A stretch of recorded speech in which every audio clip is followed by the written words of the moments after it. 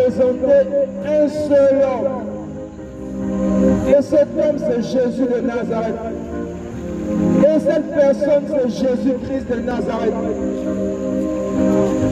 On aimerait bien vous parler d'autre chose. On aimerait bien vous prêcher autre chose.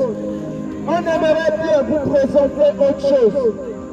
Mais une seule personne qu'on pourra toujours vous présenter, c'est Jésus. Un seul chemin qu'on pourra toujours vous présenter, c'est Jésus. Une seule vérité qu'on pourra toujours vous prêcher, c'est Jésus-Christ de Nazareth. Une seule vie qu'on pourra toujours vous présenter, c'est Jésus-Christ de Nazareth. On ne peut pas vous présenter une église, mes frères. On ne peut pas vous présenter un bâtiment. Parce qu'aucun bâtiment ne pourra vous sauver. On ne peut pas vous parler d'un pasteur ou vous parler d'un prophète ou d'un archibishop. Parce qu'aucun pasteur, aucun prophète, aucun archibishop ne pourra vous libérer du péché. On ne peut pas vous présenter une religion, ni les coutumes et les traditions. Parce que les religions, les coutumes et les traditions ne pourront pas vous garantir la vie éternelle, mes frères. C'est pourquoi on s'efforce toujours de vous parler de celui qui est capable de votre éternité. C'est pourquoi on s'efforce de vous présenter toujours un seul homme, Jésus de Nazareth. Jésus-Christ de Nazareth est son nom, mes amis. Et on est venu dire à nos frères, dire à nos sœurs, que le Jésus que tu entends parler tous les jours, que le Jésus qui à chaque fois frappe aux portes de ton cœur, que le Jésus qui à chaque fois t'interpelle à changer de vie, qui t'interpelle à te repentir, qui t'interpelle à ouvrir les portes de ton cœur. C'est Jésus en train de revenir, mon frère. C'est ça le but de tous ces messages. C'est ça le but de tous ces temps d'évangélisation dans les rues de Yem. C'est pour dire aux habitants de Yem que le Messie revient.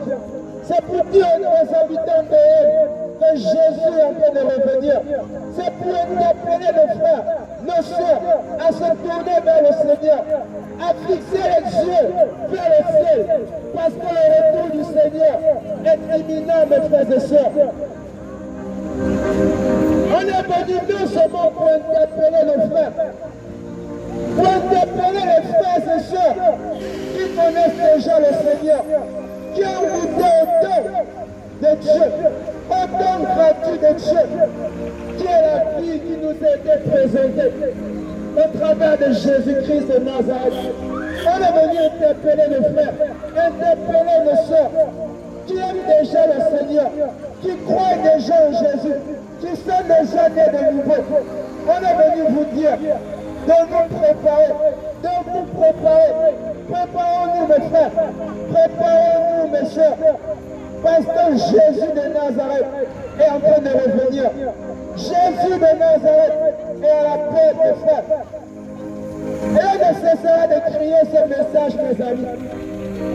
Pendant que le Seigneur me donne le souffle de vie, aussi longtemps que le Seigneur me donnera le souffle de crier, mes amis. Je ne peux pas m'arrêter de crier. Je ne peux pas cesser de crier, mes amis. Parce qu'il faut bien que les hommes soient avertis. Pour que personne ne dise au dernier jour qu'il n'avait jamais écouté l'évangile. Pour que personne ne dise au dernier jour à Jésus qu'il n'avait jamais entendu parler de lui. C'est pourquoi on s'efforce tous les jours d'annoncer la bonne nouvelle. C'est pourquoi on s'efforce tous les jours de parler de Jésus de Nazareth. Et on dit à rappeler à nos frères, à rappeler à nos soeurs, qui n'ont jamais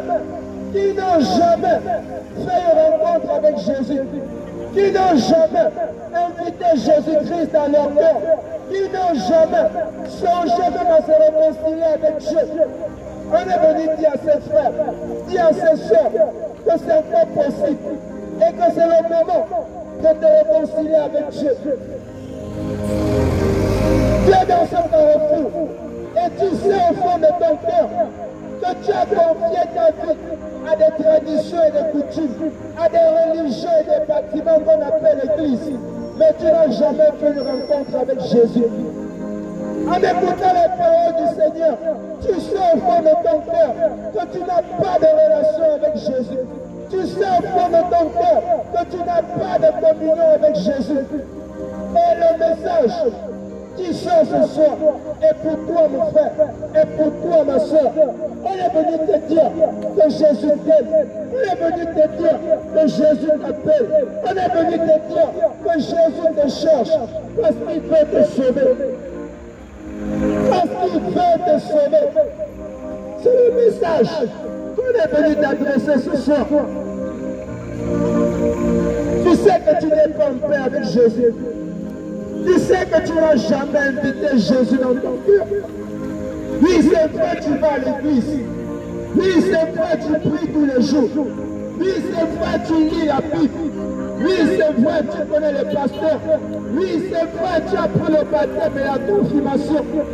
Mais tu sais au fond de toi que malgré tout ce que tu fais, malgré tout ce que tu fais, il y a une communion avec Jésus que tu n'as pas. Il y a une communion avec Jésus que tu n'as pas, mon frère, que tu n'as pas, ma soeur. Et tu ne dois pas t'arrêter juste à aller à l'église chaque dimanche. Parce que l'église ne te garantit pas le ciel, mon frère. L'église ne te garantit pas le paradis, ma soeur. Tu ne dois pas t'arrêter à courir dans les séminaires, à courir dans les programmes, à courir dans les conseils ici et là. Mais tu sais que tu n'as jamais invité Jésus. La preuve pour savoir, mon frère, ma soeur, que tu n'as jamais invité Jésus dans ton cœur. La preuve, c'est que jusqu'aujourd'hui, tu es toujours esclave du péché. Tu es dans l'église, oui. Tu as pris le baptême et la confirmation, oui, mais tu es toujours esclave du péché. C'est la preuve que tu n'as jamais rencontré Jésus. C'est la preuve que Jésus n'est pas le maître de ton cœur. C'est la preuve que Jésus n'est pas le maître de ta vie, mon